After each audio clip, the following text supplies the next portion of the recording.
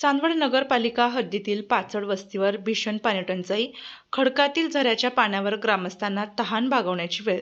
चांदवड नगरपालिका हद्दीतील इंद्रायणी किल्ल्याच्या डोंगर पायथ्याशी वसलेल्या पाचड वस्तीवर भीषण पाणीटंचाईचे संकट ओढावले आहे. अंदाजे 80 घरे असलेल्या सुमारे 300 ते 400 लोकसंख्येच्या या वस्तीला अद्याप कोणत्याही शासकीय पाणीपुरवठा योजनेचा लाभ मिळालेला नाही. त्यात वस्तीपर्यंत जाणाऱ्या रस्त्याची दुरवस्था झाल्याने टँकर देखील पोहोचू शकत नाही. परिणामी ग्रामस्थांना डोंगरातील खडकातून झरपणाऱ्या नैसर्गिक झऱ्याच्या पाण्यावरच अवलंबून राहावे लागत आहे.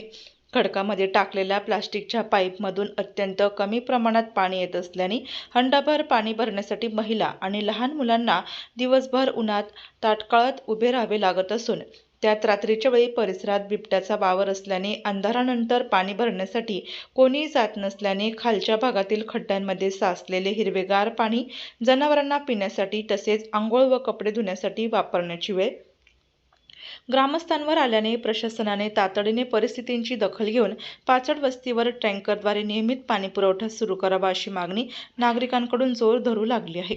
तर या घटनेचा आढावा घेतला डीजे महाराष्ट्र न्यूजचे मुख्य संपादक देविदास जाधव यांनी.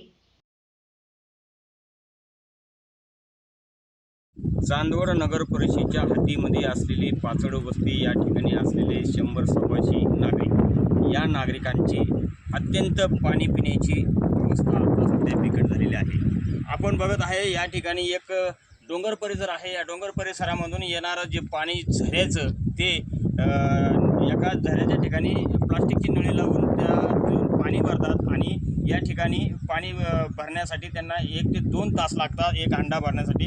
आपल्यासोबत बोलण्यासाठी काही महिला आहेत, त्यांची संपर्क साधणार. ताई, काय सांगाल तुम्ही? आमची पाण्याची कुठलीही सोय नाही आहे. जे डोंगर कपारीतून जे पाणी इथं येतं, थोडासा आम्ही खड्डा उकरलेला आहे, त्या खड्ड्यातून पाण्याचा असा थोडासा झरा आहे. तिथं आम्ही नळी लावून आणि बादली लावून नळी लावलेली आहे आणि बादली लावून ते पाणी वरती काढतो, तेव्हा हंड्यात ओततो. तर एक हंडा भरायला जवळजवळ 1 ते अर्धा तास लागून जातो आणि सकाळी 6 वाजेपासून नंबर असतात तर संध्याकाळी 8 वाजेपर्यंत नंबर लागलेले असतात. तोपर्यंत म्हणजे भरपूर असं घरचं कामही आवरायचं असतं. भरपूर अशी प्रत्येक कामाला, प्रत्येक काही गोष्टीला वेळ न देताना आम्हाला पाण्यासाठी इथं वेळ द्यावा लागतो, कारण की पाण्यावरच जीवन आहे. आणि जे नळीचं पाणी, जे रात्रीचं पाणी जे त्या खड्ड्यात साचतं ते पाणी दिवसभर जनावरांना काही धुण्यासाठी, आंघोळीसाठी, पण ते पाणी आंघोळीच्याही लायक नाही आहे, कारण की ते पाणी पूर्ण हिरवं पडलेलं आहे. आणि त्या पाण्याने आंघोळी जर केल्या तर त्यांनी लेकरा बाळांना खाजी येते आणि पुळ्या पण होत आहे. तर नगर परिषदने याची दखल घ्यावा आणि आम्हाला टँकर चालू करून द्यावा. त्याचप्रमाणे आपल्यासोबत आणखी काही महिला आहेत, त्याची संपर्क. ताई, तुम्ही काय सांगाल? या ठिकाणी जे पाणी भरताय तुम्हाला किती वेळ लागतो? घरचं काम आवरतं? या ठिकाणी ना भरपूर टाइम लागतो. बादली लावून पाणी भरतो आम्ही भरपूर टाइम लागतो आम्हाला. सकाळी पण लवकर येऊन हांडे लवकर भरते मी. त्याचप्रमाणे तुम्ही काय सांगाल? माझा हांडा भरलेला होता, तो खाली पडला आणि तेव्हा किती टायमानं मी एक हांडा भरला. मला घरी पाणी नाही स्वयंपाकाला. एक खालचं पाणी बी खराब होऊन जायले, त्याचे बी जंतू पडेले, ते बी आम्हाला आंघोळीला काही तोंडात घ्यावं लागतं पाणी आणि पोटात जातं.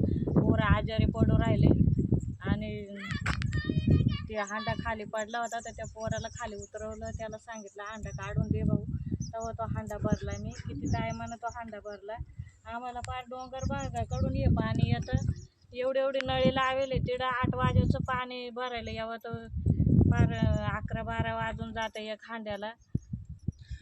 एकंदरीत या ठिकाणी या ठिकाणचा जो आढावा सांगितलेला गेलेला आहे, त्या ठिकाणी पाण्याची जी बिकट परिस्थिती आहे, ती पाण्याची बिकट परिस्थितीचा आढावा त्यांनी सांगितला. मात्र यांनी नगर परिषदेकडे देखील मागणी केलेली आहे, परंतु या ठिकाणी पाणी नगर परिषद टँकर देत नाही, कारण या ठिकाणी येण्या जाण्यासाठी त्यांना रस्ताच नाही.